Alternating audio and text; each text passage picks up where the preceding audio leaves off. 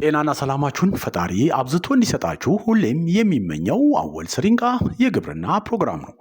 አወል ስሪንቃ የግብርና ፕሮግራም ሁልጊዜ ስለ ግብርና ብቻ ግንዛቤ እየፈጠረ ያለ ቋሚ የግብርና ፕሮግራም ነው። አወል ስሪንቃ የግብርና ፕሮግራም ዛሬ ይዤ የመጣሁት ለየት ያለ ሀሳብ ነው። ስለ ኦርጋኒክ ፋርሚንግ ወይም ኦርጋኒክ እርሻ ያለውን ግንዛቤ ከፍ ለማድረግ ታስቦ የተዘጋጀ ነው የዛሬ ፕሮግራም። ኦርጋኒክ ፋርሚንግ ወይም እርሻ ምን ማለት ነው? የኦርጋኒክ እርሻ ወሳኝ ገጽታዎችስ ምንድን ናቸው? በሀገራችንስ በምን አይነት ሁኔታ ተግባራዊ ይሆናል? የሚሉትን ጥያቄዎች የሚመልስ ነው። ኦርጋኒክ ፋርሚንግ ወይም እርሻ ቀጣይነት ባለው ተፈጥሯዊ ዑደቶችን ብዝሃ ሕይወትን እና እንደ ኮምፖስት እና ፍግ ያሉ ተፈጥሯዊ ማዳበሪያዎችን የሚጠቀም ዘላቂ የሆነ የግብርና ስርዓት ሲሆን ጤናማ አፈር ስነ ምህዳሮችን ለመገንባትና ገንቢ ምግብ ለማምረት ሰው ሰራሽ ኬሚካሎችን፣ ጸረ ተባይ መድኃኒቶችን፣ ጸረ አረም መድኃኒቶችን ወይም በጄኔቲክ የተሻሻሉ ህዋሳትን ወይም ደግሞ ጂኤምኦን ሳይጠቀሙ ሰብሎችን በማልማት ዙሪያ የሚያጠነጥን ለአካባቢ ተስማሚ የሆነ የግብርና አካሄድ ነው ኦርጋኒክ ፋርሚንግ። ይህን ካልን እስቲ ስለ ኦርጋኒክ ፋርሚንግ ደግሞ አንዳንድ እንትኖችን ልበላቸው። ኦርጋኒክ ፋርሚንግ ወይም ደግሞ ኦርጋኒክ እርሻ የአፈር ለምነትን ለመጠበቅ የብዝሃ ሕይወትን ለማራመድ እና እንደዚሁ ደግሞ አጠቃላይ የስነ ምህዳርን ጤናን ለመጠበቅ የተፈጥሮና ዘላቂ ልምዶችን ያጎላል። ኦርጋኒክ ፋርሚንግ እንደ የሰብል ፈረቃ ያሉ ስትራቴጂዎች በኦርጋኒክ እርሻ ውስጥ ወይም በኦርጋኒክ ፋርሚንግ ውስጥ የአፈር መሟጠጥን የአፈር ለምነት መሟጠጥን ሊሆን ይችላል ለመከላከልና የተባይና የበሽታዎችን አደጋ ለመቀነስ ያገለግላል። ኦርጋኒክ ፋርሚንግ ከብስባሽ የኦርጋኒክ ቁስ የሚገኝ ማዳበሪያ አፈሩን በተፈጥሮና ዘላቂ በሆነ መንገድ በንጥረ ነገሮች ለማበልጸግ እንደ ወሳኝ መሳሪያ ሆኖም ያገለግላል። በኦርጋኒክ ፋርሚንግ ውስጥ በእጅ ማረም እና መልቺንግ ወይም በመሸፈን መሬትን አፈርን በመሸፈን ሊሆን ይችላል። የሚሸፈነው እንግዲህ መልቺንግ ሲባል በሳር ሊሆን ይችላል እና በሌሎችም እንትኖች በመሸፈን ለአረም ቁጥጥር ተመራጭ ዘዴዎችን ያበረታታል። ሌላው ኦርጋኒክ ፋርሚንግ የእንስሳትን ደህንነትና በሰዎች ወይም አርቢዎች የሚደረግላቸውን አያያዝ የተሻለ ለማድረግ ቅድሚያ ይሰጣል። እንዲሁም ሰው ሰራሽ አንቲባዮቲኮችን መጠቀምንም እንደዚሁ ይከላከላል። አጠቃላይ ኦርጋኒክ ፋርሚንግ አካባቢን ጤናማ ከማድረግ አኳያ ኬሚካል የሌለው ምግብ በማምረት ሁሉን አቀፍና ዘላቂ የግብርና ስርዓት ለመፍጠር ያለመ ነው ኦርጋኒክ ፋርሚንግ። የኦርጋኒክ ፋርሚንግ ወሳኝ ገጽታዎች ምንድን ናቸው የሚለውን ደግሞ እንይ። ምን ላይ ትኩረት ያደርጋል? ያው ቅድም ለመጥቀስ ሞክሬያለሁ። ከተፈጥሯዊ ሂደቶች ጋር አብሮ በመጣመር ጤናማ አፈርና ስነ ምህዳሮችን እንደዚሁ ሰዎችን የመገንባት ላይ ትኩረት ያደርጋል ማለት ነው።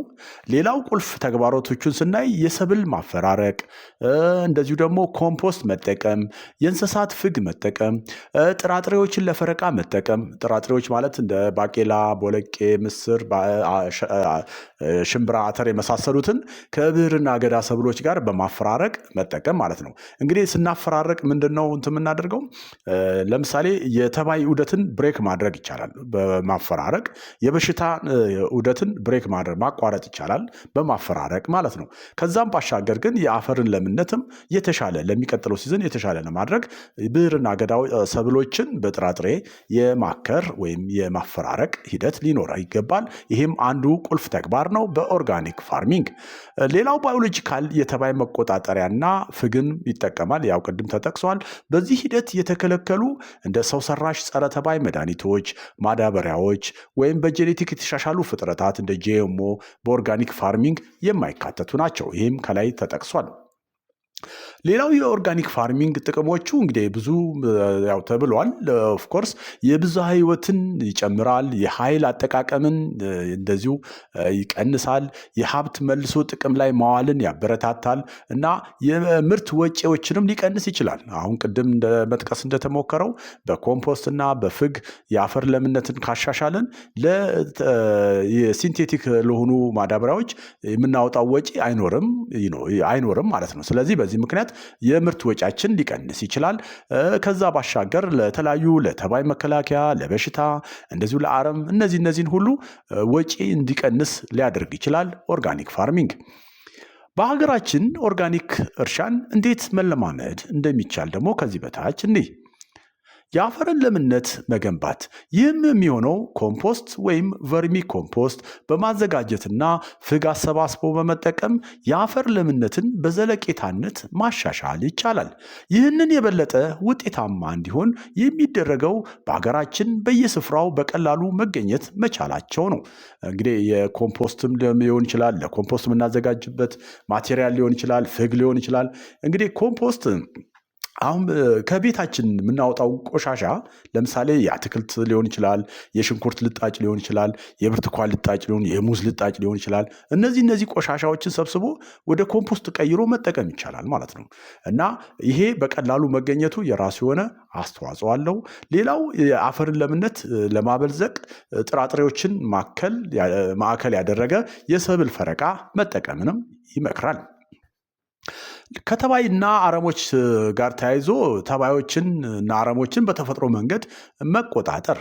ይህም የሚሆነው በባዮሎጂካል ቁጥጥር ማለትም ጠቃሚ ነፍሳትን እንደ ጥንዚዛዎች፣ ወፎች ሊሆኑ ይችላሉ ተባዮችን እንዲበሉ በማበረታታት የሰብል ፈረቃን በመጠቀም በተለይ የተባይ ዑደትን ለመስበር ወይም ለማቋረጥ ሰብሎችን በማፈራረቅ መከላከልን በመጠቀምና ተፈጥሯዊ ጸረ ተባይ መድኃኒቶች ትኩረት ያደረገ የመከላከል መንገዶችን በመጠቀም ነው። ይቅርታ።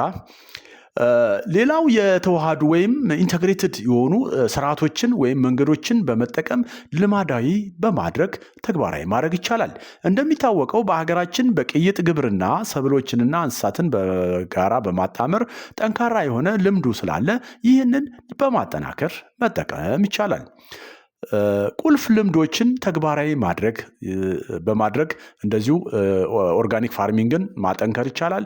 ለምሳሌ የሰብል ፈረቃን መጠቀም፣ ይህም ለአፈር ጤናና ለተባይ ቁጥጥር እጅግ አስፈላጊ ስለሆነ፣ ሌላው በስልጠናና በእውቀት እንዲታገዝ ማድረግም ያስፈልጋል። በኦርጋኒክ እርሻ ወይም በኦርጋኒክ ፋርሚንግ እና ስነ ምህዳራዊ ጥበቃ ዙሪያ በስልጠና መጠናከር ይገባል። ይህም ቀጣይነትና ውጤታማ ሂደት እንድንፈጥር ያግዘናል። በሂደቱን በትዕግስት መከታተልም ይገባል። እንደዚህ በኦርጋኒክ ፋርሚንግ እንቅስቃሴዎች በአብዛኛው ኢሚዲየት የሆነ ውጤት ላናይ እንችላለን። ወዲያው እንዳደረግን አሁን ኮምፖስትን ስንጠቀም ራሱ የምናመርተውን ሰብል ከመዝራታችን ቀደም ብለን ከአፈሩ ጋር ማዋሃድ መቻል አለብን እና እንደዚህ አይነት ነገሮችን ትዕግስት አድርጎ መከታተል ይገባል። ይህም አፈር በሚገባ እስከሚያገግም ምርቱ በመጀመሪያ ላይ ከ3 እስከ 5 ዓመታት ሊወስድበት ይችላል እና ትዕግስት ማድረግ ያስፈልጋል።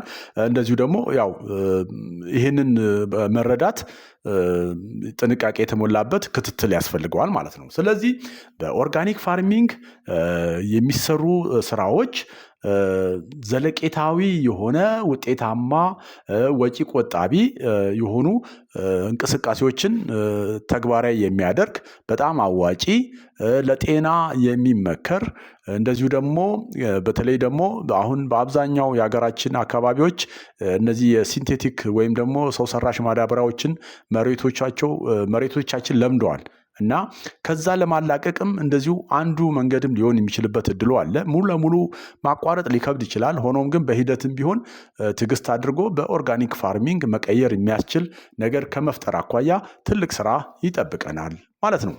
ዛሬ እንግዲህ ስለ ኦርጋኒክ ፋርሚንግ የተወሰነ ግንዛቤ እንደፈጠርኩ ተስፋ አድርጋለሁ። አወል ስሪንቃ የግብርና ፕሮግራም ስለ ግብርና ብቻ ግንዛቤ እየፈጠረ ያለ ቋሚ የግብርና ፕሮግራም ነው። ስለሆነም አወል ስሪንቃን ማጠናከር፣ ድጋፍ ማድረግ የምትፈልጉ ድጋፍ አድርጉ ይላል። በተሻለ ደረጃ አጠናክሮ ጥራቱን ጠብቆ ጥራቱን ከፍ አድርጎ ማቅረብ እንዲቻል ማለት ነው። ስለሆነም ዛሬ በኦርጋኒክ ፋርሚንግ ይህን ብያለሁ። በቀጣይ በሌላ ፕሮግራም እስከምመለስ ቸር እንሁን። ባይ ባይ።